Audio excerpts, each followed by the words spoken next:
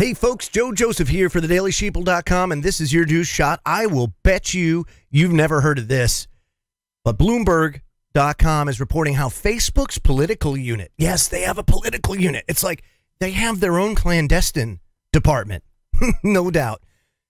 But how Facebook's political unit enables the dark art of digital propaganda. See, the government can't.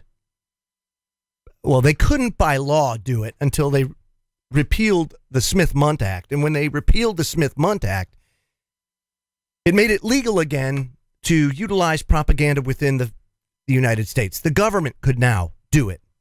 But for decades, it was illegal.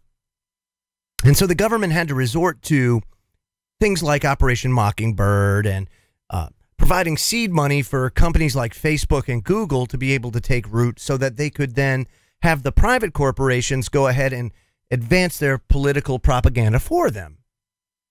It says, under fire for Facebook Inc.'s role as a platform for political propaganda, co-founder Mark Zuckerberg's punched back, saying his mission is above partisanship. He says, we hope to give all people a voice and create a platform for all ideas. Do you notice the rainbows and the unicorns? Yeah. Because that's what he's trying to paint, a picture of rosy unicorns and happy, fun, lucky, good times. Of course, this is after President Trump accused Facebook of bias, which of course it's biased. Think about it, folks. Everybody's biased.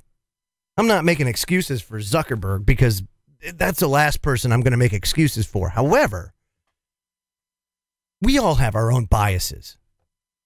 So that's kind of a moot point, if you ask me. Now, Zuckerberg's social network is a politically agnostic tool. Yeah. For its more than 2 billion users, he says. But Facebook, as it turns out, is no bystander in global politics. What he hasn't said is that his company actively works with political parties and leaders, including those who use the platform to stifle opposition, sometimes with the aid of troll armies that spread misinformation and extremist ideologies. The initiative's run by a little-known Facebook global government and politics team that's neutral in that it works with nearly anyone seeking or securing power. Basically, it's working with anybody that has a big enough checkbook in order to utilize their services. Now, remember, Facebook has worked really, really hard to throttle back any opinion that counters the narrative or what they want to push. Anything that runs counter to the social engineering scheme that is going on here in the United States and, again, in countries all over the world. I mean, we could see it in China. Look at Facebook in China. Totally controlled by the fascist government, by the Maoist government over there. And, okay, so they openly admit it. But here in the United States, right? Theoretically, that's not supposed to be happening, yet it is in more cases than ever before. And the unit's led from Washington by Katie Harbath, a former Republican digital strategist who worked on former New York Mayor Rudy Giuliani's 2008 presidential campaign. And since Facebook hired Harbath, 3 years later, her team has traveled the globe helping political clients use the company's powerful digital tools. In some of the world's biggest democracies, from India and Brazil to Germany and the UK, the unit employees have been basically become de facto campaign workers, for lack of a better term. And once a candidate's elected, the company is, in some instances, they go on to train government employees or provide technical assistance for live streams at official state events. Now, even before Facebook, it says, was forced to explain its role in U.S. election meddling, portrayed by its executives as largely being passive, involving Russian-funded ads. The company's direct and growing role catering to political campaigns raised concern inside the social media giant. Listen to this, quote, "It's not Facebook's job, in my opinion, to be so close to any election campaign," says Elizabeth Linder, who started and ran Facebook's political unit in Europe, Middle East, and Africa's efforts until 2016. Linder has originally been excited had been originally excited about the company's potential to be extraordinarily useful for the world leaders. And then the caveat, but also the global citizenry too. Yeah. Mm-hmm. She decided to leave the company in part because she grew uncomfortable with what she saw was an increased emphasis on electioneering and campaigns. Why? Because there's a ton of money in it. There's a ton of money in it. And right now, Facebook has a crisis going on. You see, I told you that all of this censorship, all of this fake news buffoonery, all of it's going to come back and bite them in the ass. And that is exactly what's going on now. Also, the way that they do business is starting to bite them in the ass. They've totally and completely inflated their reach numbers, right? They can't tell how many bots out of the 2 billion users they have, or how many users they have, how many are bots or sock accounts. They can't even equate that. They can't quantify it. But what they are doing is overstating their advertising, their demographics to these companies. And then guess what?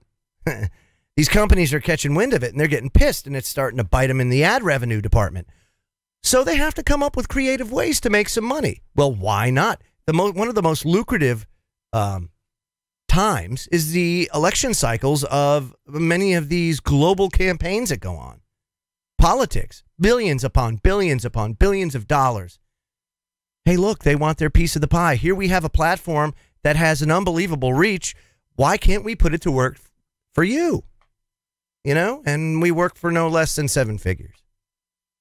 And that's how they work it. And this is something that's going to go on and on and on until we bring it down. And the interesting thing is, you know, folks, I got to tell you, people are not stupid. And the one thing that I've come to find out is when you treat people as if they're stupid and they know that you feel that way, it instantly puts them off. Even those that are, well, you'd consider asleep, if you will, or living in the Matrix.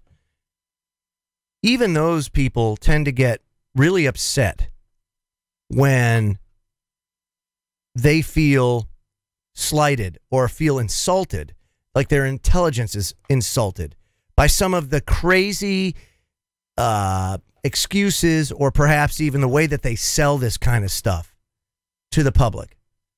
And the public's not stupid, you know, and it's really starting to bite them in the ass. So I find this great that they're under fire now. I had no idea that they had like a whole clandestine area within Facebook, but it totally makes sense. Totally makes sense. And if you think about it from the perspective of governments, especially the CIA, really giving and providing a lot of the financial backing to bring Facebook to where it is today, then it makes total sense why they have created this entity within Facebook to push this political propaganda on a mass scale. So this expose should basically flush the whole Russia narrative down the toilet, and people should be looking straight to Facebook to say, why are you enabling this? Why are you enabling all of the fascism, all of the oppression? Why aren't you being more and more a champion of the little guy instead of being the handmaiden of corporations and tyrants? That's what I would have to ask Mark Zuckerberg directly. I'm Joe Joseph. This was thedailysheeple.com's News Shot. Feel free to comment below and visit our website at thedailysheeple.com. #WakeTheFlock Up. Have a great day, everybody.